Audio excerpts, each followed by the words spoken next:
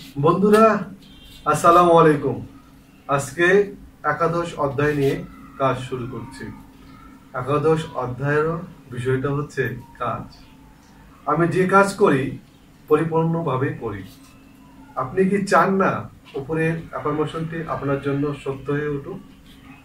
আপনি হয়তো এসব কথা ভেবে নিজের জগৎটাকে ক্ষুদ্র এবং সীমাবদ্ধ করে ফেলেছেন। এই চাকরিটা আমার সহ্য হচ্ছে না। আমি আমার বসকে ঘৃণা করি। আমি যথেষ্ট পরিমাণ অর্থ আয় করতে পারছি না। ওরা আমার কাজের সমাধান করে না।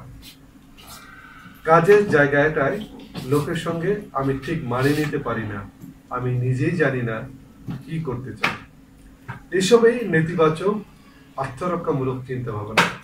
এসব চিন্তা করলে আপনার কি আদৌ কোনো লাভ হবে?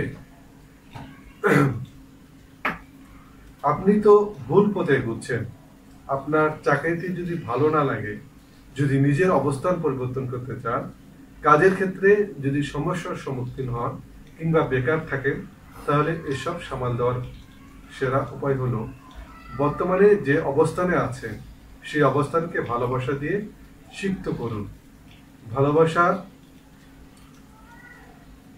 সিক্ত উপলব্ধি করুন, এটি আপনার রাস্তায় একটি বাধা মাত্র।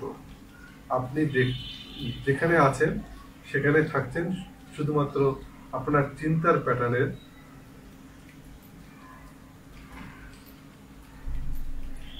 প্যাটার্নের জন্য।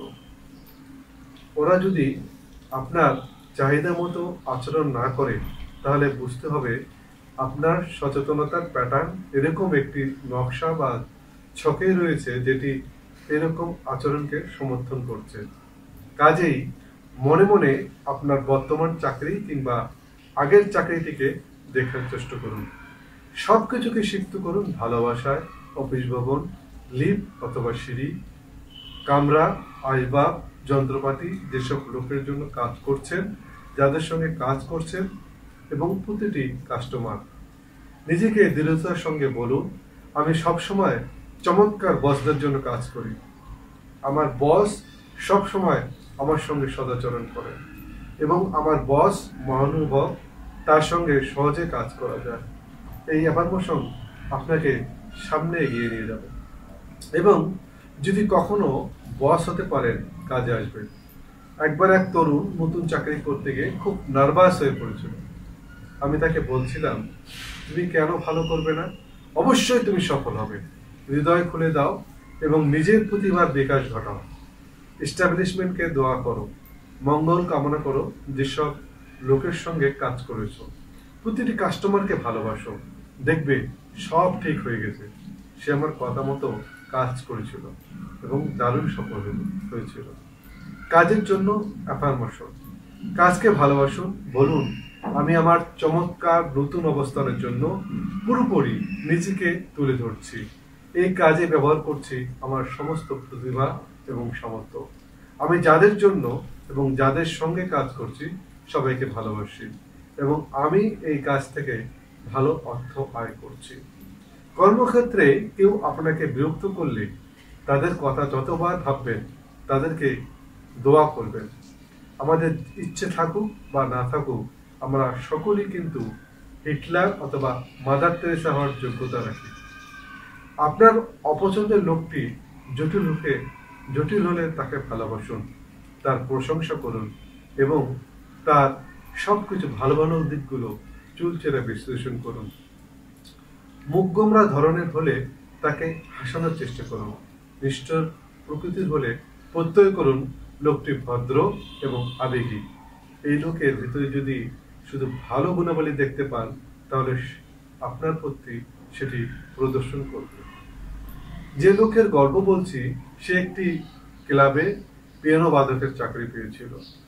তার বস ছিল নির্দয় এবং নিচু স্বভাবের। তার কর্মচারীরা তাকে মিস্টার ডেভ বলে আড়ালে সম্বোধন করত। আমাকে অনুরোধ করা হয়েছিল এর সমাধানের জন্য। আমি প্রত্যুত্তরে বলেছিলাম, প্রতিটি মানুষের ভিতরে ভালো গুণ রয়েছে। অন্য কোনো লোক তার সঙ্গে যেমন আচরণই করুক না কেন, তাতে তোমার কিছু আসে যায় না। যতবার এই লোকটির কথা তুমি চিন্তা করবে, তাকে ভালোবাসার আশীর্বাদ করবে।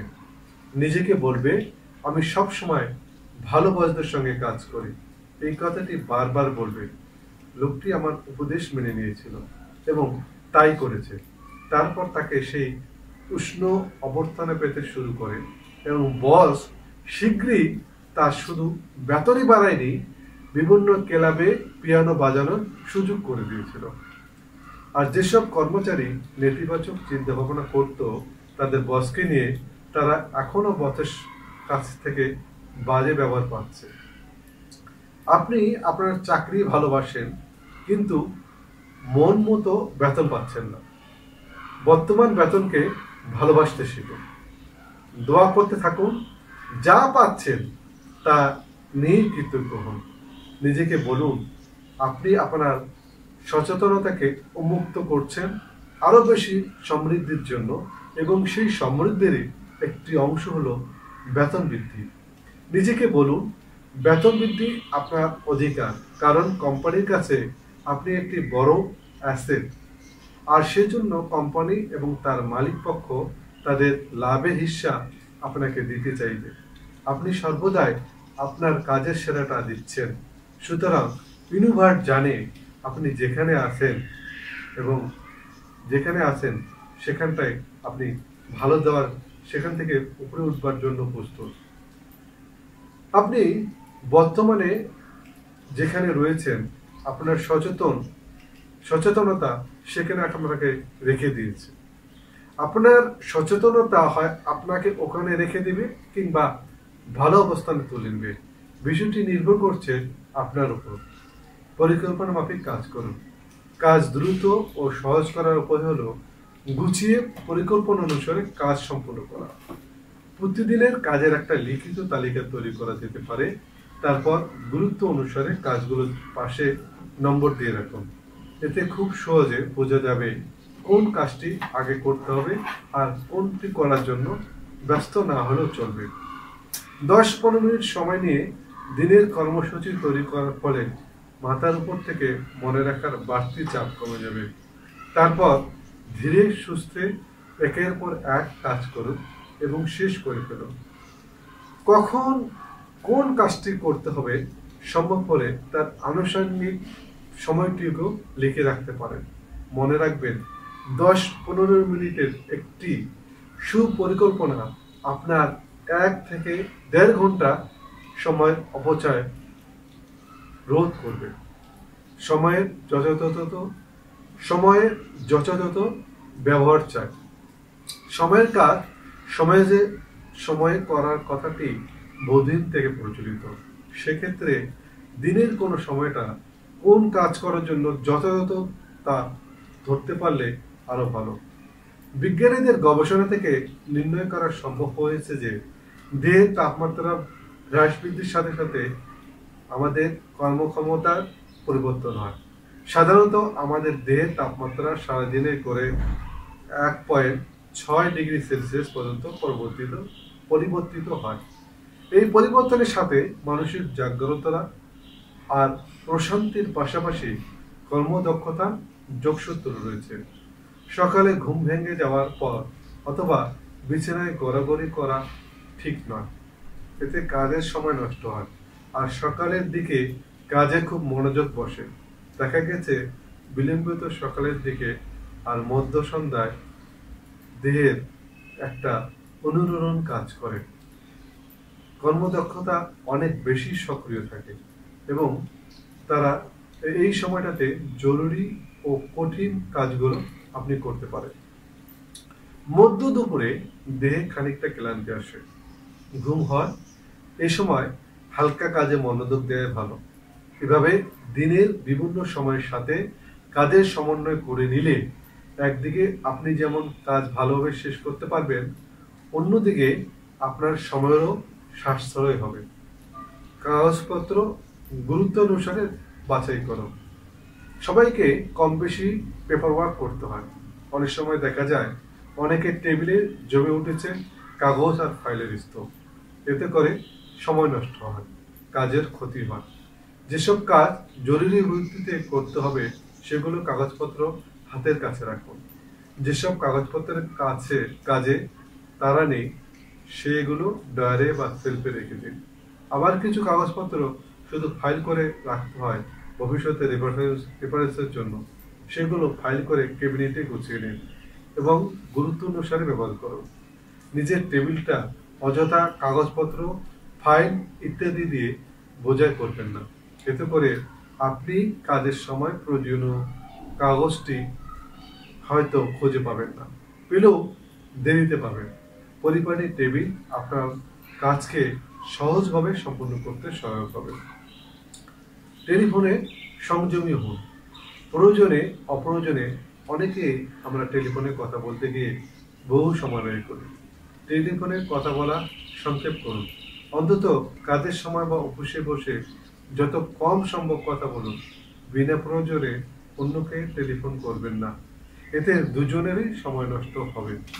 আর ফোন করার জন্য কি অন্য করছেন, ফোন করার আগে কি জন্য করছেন, কতক্ষণ কথা বলবেন ইত্যাদি বিষয়গুলোর ছক কেটে নিন। বেশি ভূমিকা না করে সরাসরি কাজের কথা বলুন। লোকজন যে সময় কর্মব্যস্ত থাকে সে সময় বাদ দিয়ে অন্য কোনো সময় ফোন করার চেষ্টা করুন। অন্যকেও নিরুৎসাহিত করুন।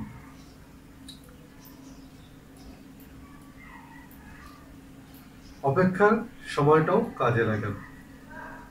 ধরা যাক আপনার কাছে একজন মানুষ আসবেন, তাকে নিয়ে কোথাও যেতে হবে, সেজন্য আপনি অপেক্ষা করছেন। একদম চুপচাপ বসে না থেকে অপেক্ষার সময়টা কাজে লাগানোর চেষ্টা করতে পারেন। এক্ষেত্রে সবচেয়ে ভালো কাজ হলো বই বা পত্রপত্রিকা পড়া।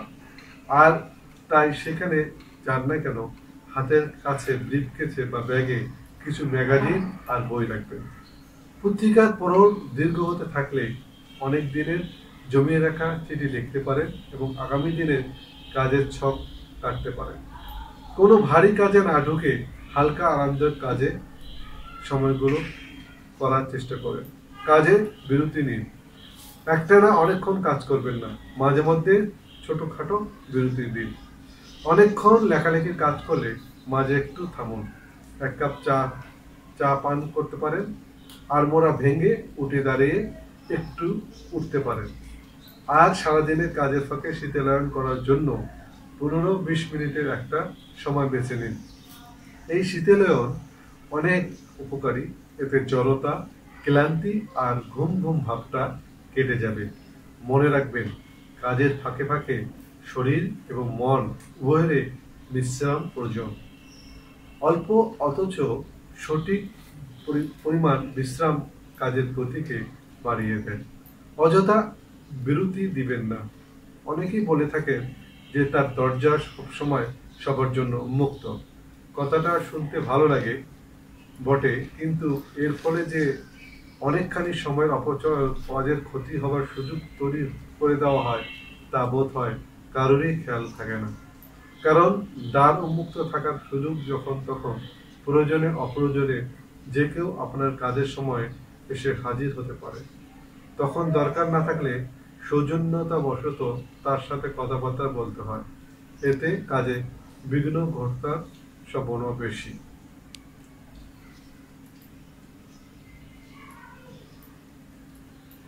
আমরা বন্ধুরা শেষ পর্যায়ে চলে আছি এখন।